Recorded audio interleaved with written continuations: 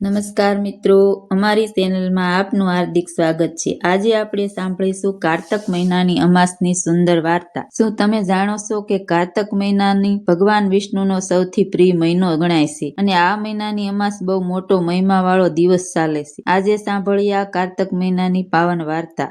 એક ગામમાં એક નાનકડો ગરીબ માણસ રહેતો હતો। રળિયામણું અને હરિયાળું ભક્તિભર્યું એ ગામ હતું। ગામના માણસો પણ અત્યંત શ્રદ્ધાળુ અને ખેડૂત હતા।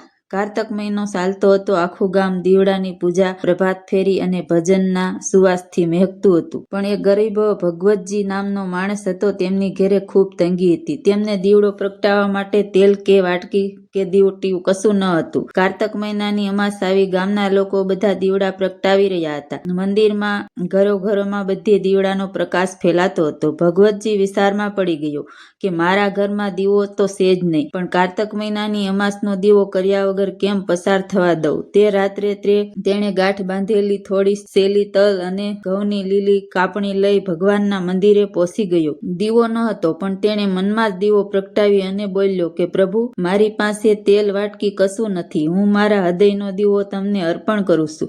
આ ગરીબની ભક્તિ તમે જરૂરથી સ્વીકારજો। એ ક્ષણે મંદિરનું દીવડું પવનમાં અસકાતું ઝબકવા લાગ્યું। ત્યાં મંદિરના પૂજારીને પણ આશ્ચર્ય થયો।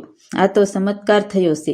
કારતક મહિનાની અમાસે પ્રભુ આ દિવસે શ્રદ્ધા ભક્તિવાળી ભક્તિ ખૂબ જ જલ્દી સ્વીકારી લે છે। આ અવાજ સાંભળી ગામના લોકો પણ ત્યાં એકઠા થયા। સૌને ખબર પડી કે આ ચમત્કાર તો ભગવતજીનો છે, તેમની ભક્તિ નિષ્ઠાનો થયો છે।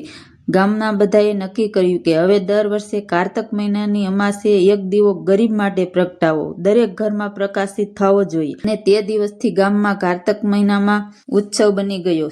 સૌના દીવડા નહીં, હૃદયનો પ્રકાશ મુખ્ય ગણાયો। તો મિત્રો, આ કારતક મહિનાની અમાસ શીખવે છે કે સાચો દીવો તેલ વાટકીનો નહીં, હૃદયનો દીવો છે। ભક્તિથી પ્રગટે એ તો પ્રકાશ દુનિયા સુધી જાય છે।